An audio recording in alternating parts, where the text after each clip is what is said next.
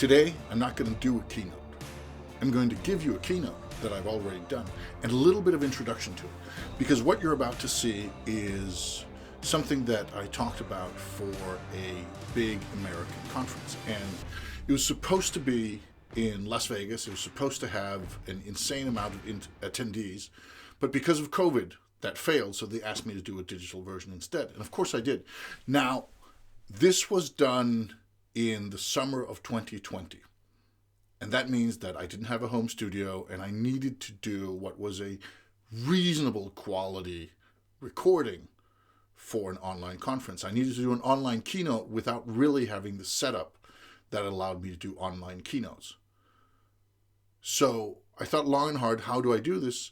And I came up with trying to replicate an actual presentation format. Get the biggest screen I could, our TV, have some sort of interesting background, our living room, and then set up lights and sound so it worked not very well, but at least okay. This didn't happen without a bit of, let's just call it subpar solutions, but it did happen. And one of the reasons I'm showing you this is, one, because I actually think the keynote in itself is valuable, but also because this shows a little bit about one of the paths I went down when looking at this whole online keynote thing. So, with no further ado, I'm going to give you the talk, why every brand should be a universe and why every universe should be a brand. I hope you enjoy. Hello. In 1998, James Gilmore and Joe Pine coined the term the experience economy.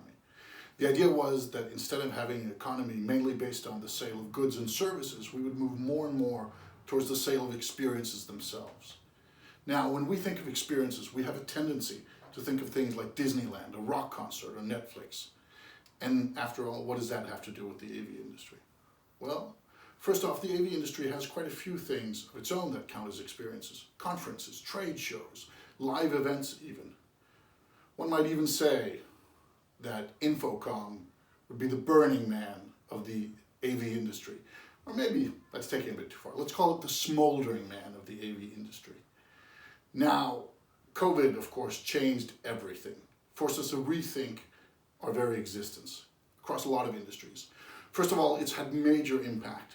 The airline industry is not the only one hit, but it's one of the best examples because some experts say that it's losing in the hundreds of billions of dollars on a year-per-year revenue basis. This is bad. We in the live events industry, we're also hit bad. Now, next thing is, even if you have the best speakers in the world, if you can't get them produced and if you can't show them to your potential customers, it's pretty damn hard to sell them. So what do we do now? Where do we go from here? There's a quote that I like to use. Its origins are long forgotten, but its meaning, well, we'll come to that. It said, every brand should be a universe, and every universe should be a brand. Now, let's talk about Ferrari for a moment. And yes, the Italian stallion Ferrari, that Ferrari, the red beasts of speed. First off, you can buy a Ferrari and you can drive down Pacific Highway 1 with wind in your hair. That's the dream. Or you could go to a Ferrari driving instructor and buy an hour, and that's a little bit more of the budget option, but it's still pretty nice. Now, this picture is pretty misleading because I don't even have a driver's license, and when that picture was taken, I just wanted to look cool in front of the Ferrari. The reality was I was a passenger on that. That's the real budget option. It was free. Still nice though. You can go to France and watch the legendary Le Mans 24-hour race where you can see Ferrari cars drive. Or you could watch the Le Mans 66 movie with Christian Bale and Matt Damon. It's pretty nice. You can also yourself get behind the wheel in the video game Test Drive Ferrari Racing Legends. You can play with a Ferrari toy car. You can drink from a Ferrari water bottle. You can wear Ferrari clothes, you can look good in Ferrari sunglasses. There's even a stylish Ferrari umbrella in just the right shade of red to give you a little bit of protection from the rain. And if you're crazy enough, you can go to Abu Dhabi in the Middle East and you can get on the Formula Rossa roller coaster, which goes from 0 to 150 miles per hour in 4.9 seconds. I've done that. It's a wild experience. Now, you could of course also just go to Ferrari.com and read their interactive comic, We Race. That's also cool. And if you want the real backstage experience, you should go to Modena, Italy, where the Ferrari factory is, and get a backstage tour. Now, isn't Ferrari a car brand, you might think?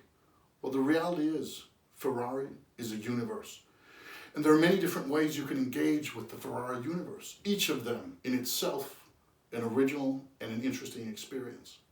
Some of them are pretty hard to copy because some of them are pretty unique. This is again from Abu Dhabi, this is Ferrari world.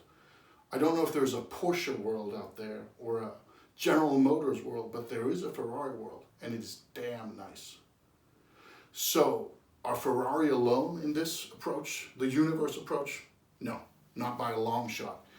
If we go to the entertainment brands, here we see some people who've really understood this for a long time. The Star Wars universe.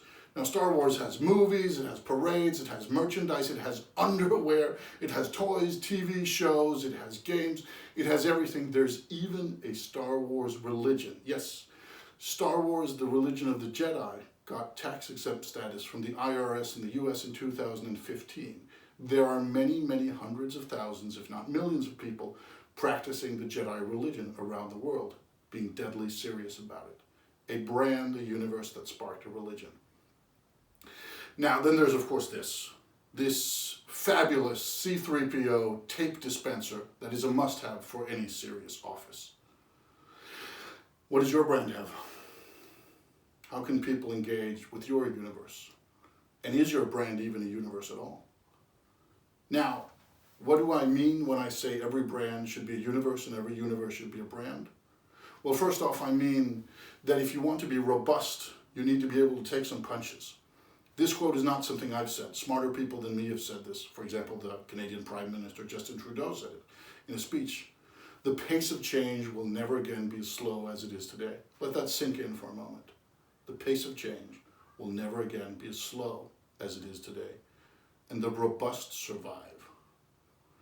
Now, right now, everybody's trying to get into new markets. Everybody and their dog is trying to become a remote expert. You can get courses on remote working, on how to do meetings, on how to do anything remotely. I'm no better than anybody else. I wrote an ebook on remote meetings, so I apologize. I'm just as bad as the others. But not everyone has a universe where this comes from. If you build stuff, you're building another product. But if you have a universe, you're expanding what you already have. This is Avianca. They spent 100 years in the air before finally filing for bankruptcy. Virgin, as well, lost their Australian flight division. However, they're still the Virgin universe, and I'm quite sure that a lot of the people from there, and also a lot of the customers, will end up being somehow part of the Virgin magic in the future. Avianca, sadly, less so. Now, one of the nice things about one-way communication is I'm not going to ask you whether you want some advice from me. I'm just going to give it to you, and then you can choose whether to ignore it or not. Here are 5 tips from Claus on what to do in the future. Number 1, the experience economy isn't going anywhere, but the type of experiences that are popular is changing. Tip number 2, you can spend a lot of energy making your products better, or you can spend that energy building your universe. Number 3, you should find people who can help you transform your products and services into coherent universes. And number 4, once you no longer just have a brand, but a universe, you'll find it much easier to delight your fans in new ways. And number 5, don't be afraid to invent new markets. After all, the simplest way to create a new blue ocean is to dig it out yourself. And then you get a bonus tip. Tip number 6. If you're in trouble now, then remember that the odds of things getting better if you do exactly the same, they're pretty low. You still skeptical? Let me tell you about a universe. Now I'm going to read from my computer here, and you can read along with me. This is a quote from their Wikipedia page. It has inspired other film and television studios to attempt to create shared universes. It has been the focus of other media outside of the shared universe, including attractions at various Walt Disney parks and resorts, an attraction at Discovery Times Square, a Queensland Gallery of Modern Art exhibit, 2 television specials, guidebooks for each film, multiple tie-in video games, and commercials. Even though I stumbled over the words, that's pretty damn impressive. This universe has since 2005 raked in an estimated $35 billion US.